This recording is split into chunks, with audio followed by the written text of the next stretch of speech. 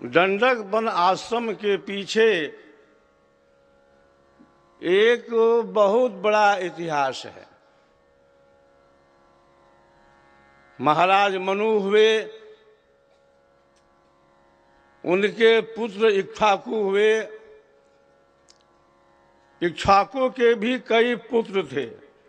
उसमें एक का नाम था दंडक, तो दंडक के नाम पर ही बन गया दंडक वन। नासिक से लेकर के गोदावरी तक, नर्मदा तक जो भी क्षेत्र है, इसको हम लोग दंडकारण्य कहते हैं। भारत देश के अंदर 4 अरण्यक हैं। पहला है उत्तर प्रदेश, बलिया जिला, जिसको संतों ने कहा, ऋषियों ने कहा कि वो क्या है, धर्मारण्य है। धर्मारण्य का जो स्थान है भारत देश के अंदर मिला है, किसको? बलिया जिला को मिला है, जहां पर 88,000 ऋषि तपस्या करते थे, जो भृगु ऋषि की पवित्र भूमि है। दूसरा आरण्य है नैमिषारण्य, जो सीतापुर में है। तीसरा आरण्य है चंपारण्य, पूर्वी चंपारण। और चौथा आरण्य है दंडकारण्य, जिसे हम कहते हैं दंडक वन।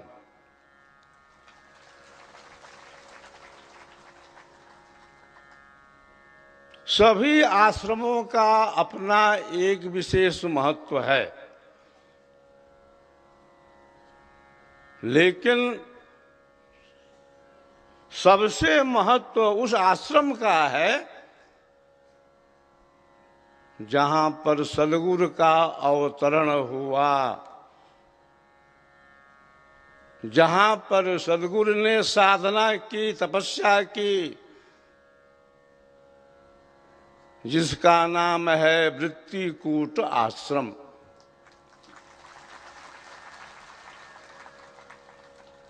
जो हमारा मूल केंद्र है,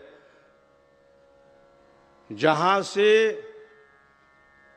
अध्यात्म की छटा पूरे विश्व में फैली, जहां से विश्व के कोने कोने में उस सद्गुरु सत्ता ने प्रचार करने का संकल्प लिया। दंडकारण्य की भी महिमा बड़ी निराली है। इस दंडक वन में विहंगम योग के प्रणेता सद्गुरु सदाफल्य जी महाराज सबसे पहले 1942 में पधारे थे। बिहार के एक शिष्य थे स्वर्गीय बालेश्वर राय जी, वे गुजरात में सर्विस करते थे। उन्होंने सद्गुरुदेव महाराज को आमंत्रण दिया कि आप गुजरात की धरती पर पधारे। सद्गुरुदेव महाराज बांसदा में पधारे और यहाँ पर एक ऐसी शक्ति से सद्गुरुदेव का सानिध्य हुआ, जिसके मिलने से पूरे गुजरात में प्रचार कार्य में विशेष गति आई। उस प्रतिभा का नाम था राजर्षि स्वर्गीय शार्दुल सिंह जी।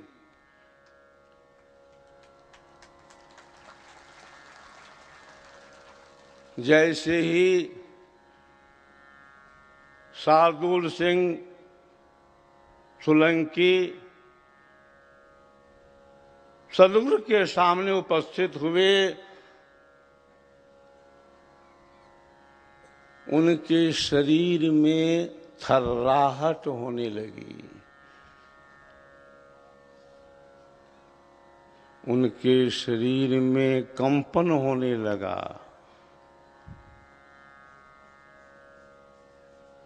सदगुरुदेव क्या कहते हैं कि अरे शार्दुल, तुम यहां पर आ गए, तुमको मैं खोज रहा था कि तुम कहां हो। क्या तुम्हें ज्ञान है कि तुम पहले शरीर में कहां थे?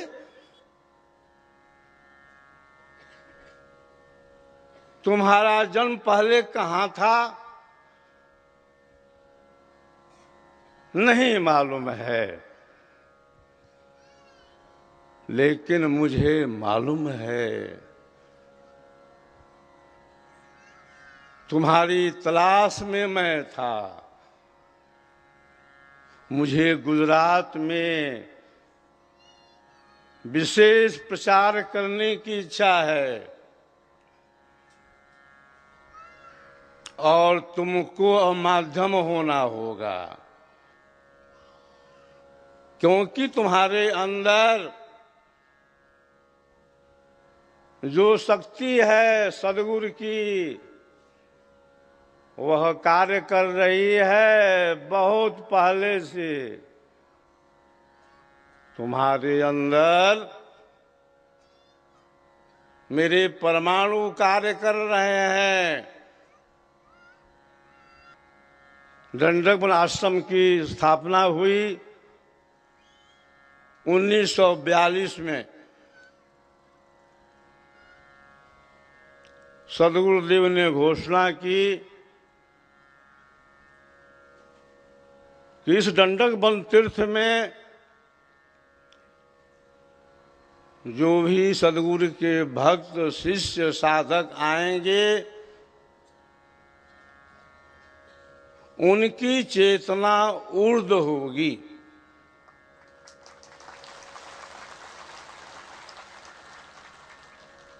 उनका जो बंद कपाट है वह खुलेगा।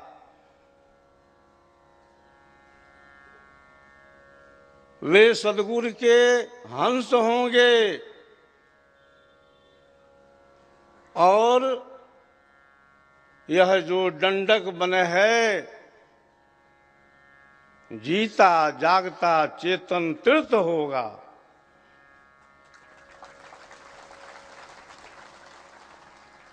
इस दंडक वन की भूमि में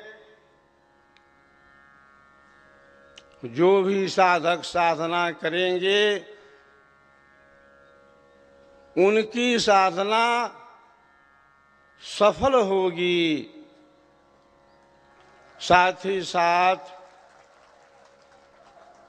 पवित्र भाव से, शुद्ध भाव से जो भी सदगुरु के चरणों में कामना करेंगे, वह कामना भी समय से पूरी होगी।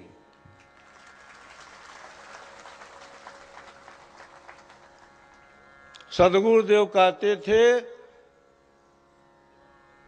एक मैं हूं, मेरे ऊपर एक और है और उसके ऊपर भी एक और है।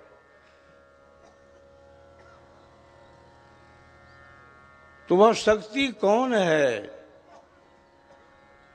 वही शक्ति है अक्षर सत्ता।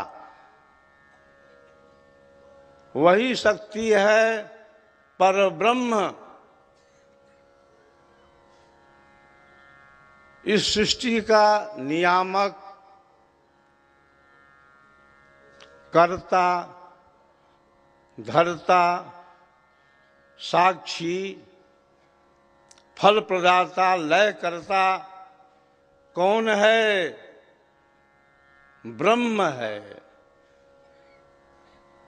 एक ही ब्रह्म सकल घट बोले, महामंडल व्यापक तन डोले, गगन महल में डोरी लागी, हृदय आत्म चेतन जागी। कुछ ऐसी संख्याएं हैं जो संकेत करती हैं अध्यात्म की तरफ। जैसे एक संख्या है, तो एक जो संख्या है इसका संकेत क्या है? कि परमात्मा एक है। वही सृष्टि का कर्ता है, धर्ता है, नियामक है, साक्षी है, फल प्रदाता है और लय करता है। एको देवः सर्वभूतेषु गूढ़ः सर्वव्यापी सर्वभूतांतरात्मा कर्माध्यक्षः सर्वभूताधिवासः साक्षी चेता केवलो निर्गुणश्च ईशावास्यमिदं सर्वम। यह जो सृष्टि है ईश्वर से ओतप्रोत है। एक का जो संकेत है वह किससे है? प्रभु से है, परमात्मा से है। जो दूसरी संख्या है इसका भी कुछ संकेत है। इसका संकेत है कि परमात्मा तो है ही, मेरी भी सत्ता है। वह सत्ता क्या है? वह सत्ता है आत्मा की, जीव की। आत्मा क्या है? जिसके अंदर इच्छा शक्ति है, जिसके अंदर पुरुषार्थ शक्ति है, जिसके अंदर ज्ञान है, जिसके अंदर द्वेष है, जो अनुभव करता है क्या सुख है क्या दुख है।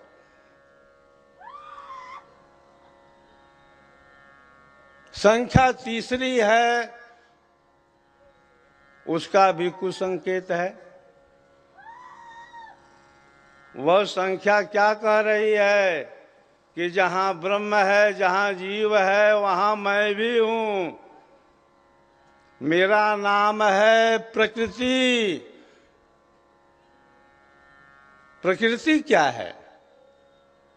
जहां पर सतोगुण है, जहां पर रजोगुण है, जहां पर तमोगुण है, जहां इनकी तीनों की साम्यावस्था है, उसको ऋषियों ने कहा कि उसका नाम क्या है? प्रकृति है। अब आते हैं हम चौथी संख्या पर। चौथी जो संख्या है उसका भी बहुत बड़ा संकेत है। पहला संकेत क्या है? इस शरीर में 4 तरह की वाणियां होती हैं। एक परावाणी है, एक पश्चंती वाणी है, एक मध्यमा वाणी है, एक वैखरी वाणी है। परा जो वाणी है इसका स्थान शरीर में मूलाधार है। पश्चंती वाणी है, इसका स्थान हृदय है। मध्यमा वाणी है, इसका स्थान कंठ है। वैखरी वाणी है, इसका आधार मुख है। पराजु मूलाधार में, पराजु मूलाधार में, हृदय में पश्यन्ति, कंठ में वही है मध्यमा, मुख बाहरी अंत। ब्रह्मवेत्ता यह जानते, वाणी चार स्वरूप, तीन रूप अंतर गुहा, चौथा बाहर रूप। चार जो संख्या है इसका संकेत ये भी है, आपके शरीर में चार अंतःकरण होते हैं। मन है, बुद्धि है, चित्त है और अहंकार है। चार का जो संकेत है वह क्या बताता है कि सद्गुरु भी चार तरह के होते हैं। नित्यनाथ सद्गुरु हैं, संसिद्ध गुरु हैं, अभ्यास गुरु हैं और परंपरा गुरु हैं। अब हम चलते हैं पांचवी संख्या पर। इसका भी संकेत है कुछ। पंच शब्द हैं, पंच कोश हैं और अध्यात्म में विहंगम योग के अंदर क्या है, पंच भूमियां भी हैं। पांचवी संख्या का जो संकेत है बहुत ही जबरदस्त है। इसमें तीन संख्या जो है उसका संकेत क्या है कि विहंगम योग के अंदर जो तीन भूमियां हैं, तीन श्रेणियां हैं, इसका आधार प्राकृतिक है। अंतिम जो श्रेणियां हैं, चौथी पांचवी, इसका आधार आत्मिक है। सद्गुरुदेव ने स्वरवेद के अंदर चर्चा की है पंचभूमियों की। पंचचिति है योग की, एक जन्म नहीं पाय, कोई कोई गुरु के लाल हैं, अंत महल पर जाय। प्रथम द्वितीय कोई तृतीय में, क्षिति चतुर्थ कोई पाय। धीर वीर कोई हंस है, अंत महल पर जाय। अब हम आते हैं छठी संख्या पर। छठी संख्या का भी एक विशेष संकेत है। वो संकेत क्या है, हमारी 6 अवस्थाएं होती हैं। जागृत है, स्वप्न है, सुषुप्ति है, तुरिया है, तुर्यातीत है और आप्त है। संख्या सातवीं आती है, उसमें क्या है? पंच प्राण है, श्रुति भी है और नृति भी है।